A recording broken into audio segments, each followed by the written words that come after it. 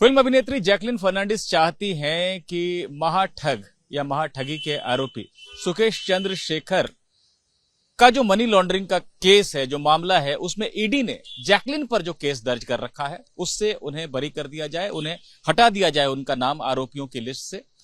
Jacqueline की याचिका पर दिल्ली हाईकोर्ट ने ईडी से जवाब मांगा है। हमारे साथ जैकलिन के वकील हैं प्रशांत पाटिल, उनसे बात करते हैं। प्रशांत पाटिल साहब, जैकलिन क्या कहना चाह रही है दिल्ली हाईकोर्ट से? क्यों उनको छोड़ देना चाहिए इस केस में और किस आधार पर दिल्ली हाईकोर्ट ने नोटिस किया है? जी देखिए, आज क्वॉशिंग पिटीशन लिस्टेड था ऑनरेबल दिल्ली हाईकोर्ट के सामने। जैकलिन ने फाइल किया था इन्फोर्समेंट डायरेक्टरेट के प्रोसीडिंग्स के खिलाफ। डे वन से हमारा कहना है कि जैकलिन इस केस में इनोसेंट है। पूरे चार्जशीट में इन्फोर्समेंट डायरेक्टरेट के ऐसा कोई भी एविडेंस नहीं है, डायरेक्टली और इनडायरेक्टली, जो जैकलिन के खिलाफ कोई भी चार्जेस प्रूव कर सके या एलिगेशंस भी कर सके।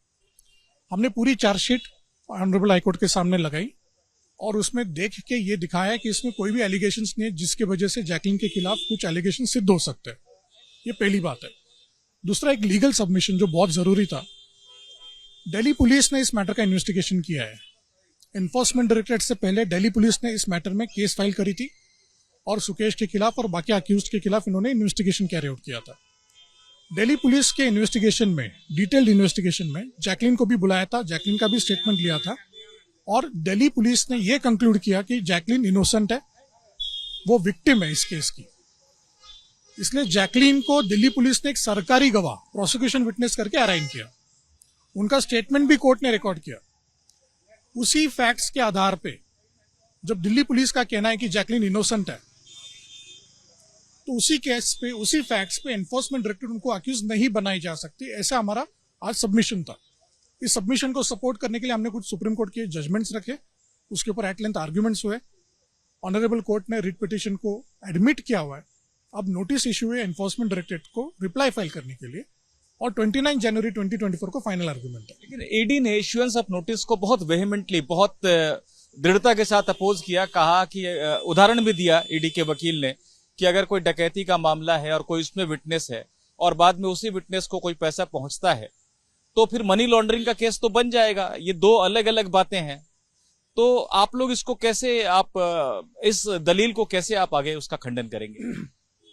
ये आर्ग्यूमेंट ऑलरेडी हमने कोर्ट के सामने रखा था। अगर किसी ने चोरी की, किसी ने एक्सटॉर्शन किया, अगर उस पैसे को किसी ने इस्तेमाल किया तो वो जो दूसरा इंसान है वो उसमें अक्यूज बन सकता है। क्या ये फैक्ट दिल्ली पुलिस ने इन्वेस्टिगेट की है? The answer is yes. ये फैक्ट को दिल्ली पुलिस ने ऑलरेडी इन्वेस्टिगेट करके ये कंक्लूड किया है, क्योंकि सेक्शन 3 और सेक्शन 4 में MCOC, Maharashtra organise crime control act में भी ये प्रोविजन है कि अगर आप एक्सटॉर्शन और डकैती से कुछ लेना देना नहीं रखते लेकिन उसके पैसे अगर आपके पास पहुंचे तो आप अक्यूज बनाए जा सकते हो। इस प्रोविजन के बावजूद दिल्ली पुलिस ने ये चेन ऑफ इवेंट्स को इन्वेस्टिगेट करके ये कंक्लूड किया है कि इसमें जैकलिन को इसका कोई नॉलेज नहीं था कि ये सुकेश चंद्रशेखर जेल के पीछे बैठा हुआ एक क्रिमिनल है और वो इनोसेंट है। उनको कुछ भी इस चीज को लेकर कोई नॉलेज नहीं होने की वजह से उनको इस केस में विक्टिम करके उन्होंने आइडेंटिफाई किया है। ये चीज जब कोर्ट के सामने रखी, कोर्ट ने इस दलील को रिजेक्ट करके हमारे पिटीशन को एडमिट किया हुआ है, हमारे आर्ग्यूमेंट्स को एडमिट किया हुआ है, इसलिए नोटिस इशू हो गई है। मेरा आखिरी सवाल और ईडी का एक आर्गुमेंट जो आगे जिसका सामना आप लोगों को करना पड़ेगा। ईडी ने यह भी बताया है कि जैकलिन का दावा है कि जब सुकेश के बारे में उनको हकीकत पता चली कि ये तो एक अपराधी है या ठगी करने वाला व्यक्ति है, तो जैकलिन ने उससे बातचीत बंद कर दी, संबंध अपने खत्म कर लिए। ऐसा जैकलिन कह रही हैं। जैसे ही उनको पता चला उन्होंने ऐसा किया। लेकिन ईडी कह रही है कि ये पता चलने के बाद या जिस तारीख से जैकलिन का दावा है कि उन्होंने बातचीत बंद कर दी, उसके बाद भी श्रीलंका में उनकी बहन के पास पैसे सुकेश के पहुंचे हैं। तो ये आपको लगता है कि एक आर्गुमेंट है जो जिसको आपको सामना करने में कठिनाई आएगी? देखो, एक फैक्ट ही गलत है। जो आप फैक्ट कह रहे हो ये फैक्ट ही गलत है। ये फैक्ट इन्फोर्समेंट डायरेक्टरेट के इन्वेस्टिगेशन के हिसाब से भी ये फैक्ट नहीं है। जो सही फैक्ट ये है कि जैकलिन को कभी पता नहीं चला कि सुकेश चंद्रशेखर अदिति सिंह से पैसे एक्सटॉर्ट कर रहा है। कभी भी नहीं पता चला। ये पूरे सीक्वेंस ऑफ इवेंट्स का इन्वेस्टिगेशन हो चुका है। ईडी का ये कहना है कि कोई 2017 का कोई एक टाइम्स ऑफ इंडिया का आर्टिकल था, उस आर्टिकल के बेसिस पे जैकलिन को नॉलेज होना चाहिए था, आउट टू बी। ईडी ये नहीं कह रही कि नॉलेज है, इट्स अ प्रोबेबिलिटी। और वो भी आर्टिकल अदिति सिंह को लेके नहीं है, वो किसी पुराने केस को लेके है। इसका अदिति सिंह के केस से कुछ लेना देना नहीं है। अगर आपके पास एक भी एविडेंस है जो दिखाता है कि जैकलिन के ऊपर आरोप भी है कि उनको पता था अदिति सिंह के बारे में, then we are out. But ऐसा कुछ भी नहीं हुआ है। She is 100% innocent. उसके इनोसेंस को सर्टिफाई करने के लिए आज रिट पिटीशन एडमिट हुई है, क्योंकि पूरी चार्जशीट ऑनरेबल कोर्ट ने वेरीफाई करके रिट पिटीशन एडमिट हुई है। तो जैकलिन के वकील प्रशांत पाटिल से हम बात कर रहे थे, इन्होंने बहुत विस्तार से हमारे सवालों का जवाब भी दिया। देखिए, मुख्य बात क्या है कि जो दिल्ली की जेल में बंद है ठगी का आरोपी, सैकड़ों करोड़ रुपए की ठगी का आरोपी सुकेश चंद्रशेखर, उसके साथ संबंध जैकलिन के रहे, ऐसा एजेंसियों का दावा है।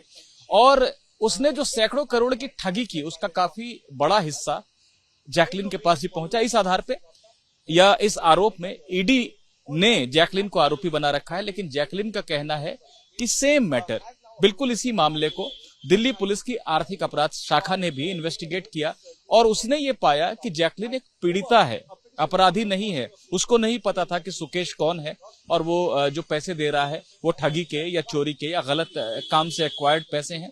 इसलिए ईओडब्ल्यू ने, यानी इकोनॉमिक ऑफेंस विंग ने दिल्ली पुलिस की जैकलिन को गवाह बनाया है और ईडी आरोपी बना रही। तो यही एक आधार जैकलिन ले रही है कि ईडी वाले केस में भी ये माना जाए कि उनको कोई जानकारी नहीं थी और उनका नाम केस से हटा दिया जाए।